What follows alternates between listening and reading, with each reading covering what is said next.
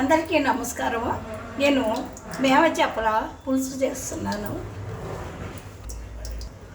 ముందుగా కరివేపాకు వేస్తాను, ఉల్లిపాయలు, పచ్చిమిరపకాయలు. చేపల పులుసులో పచ్చిమిరపకాయలు చాలా రుచిగా ఉంటాయి. మా నాన్నగారికి చాలా ఇష్టం అన్నమాట.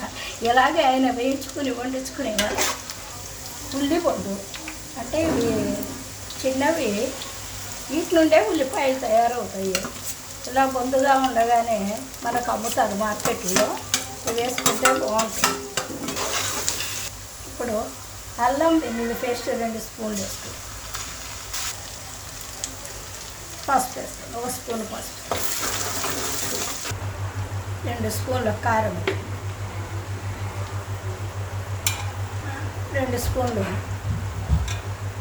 సాల్ట్, కొద్దిగా జీలకర్ర పొడి వేసుకోండి.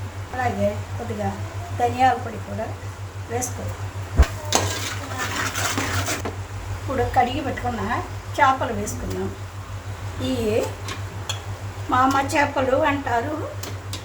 మా అమ్మయ్య మేనమామలు అంటే ఎంత ఇష్టమో ఈ చేపలు అంటే అంత ఇష్టంగా తింటారంట. అందుకే వీటిని మా అమ్మ చేపలు అంటారు. ఒక 1/2 లీటర్ వాటర్ పోసుకోవాలి. ఇవి ఒక 10 నిమిషాలు ఈ వాటర్తో మగ్గించుకొని ఇవి ఒక 100 గ్రాముల చింతపండు నానబెట్టుకోవాలి.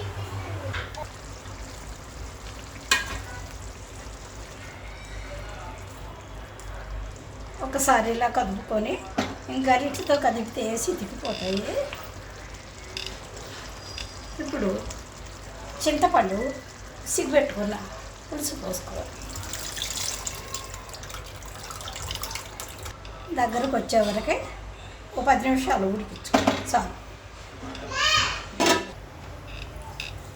కొద్దిగా కొత్తిమీర కూడా వేసుకుని మేమ చేపల పులుసు రెడీ. ఎలా ఉండాలి,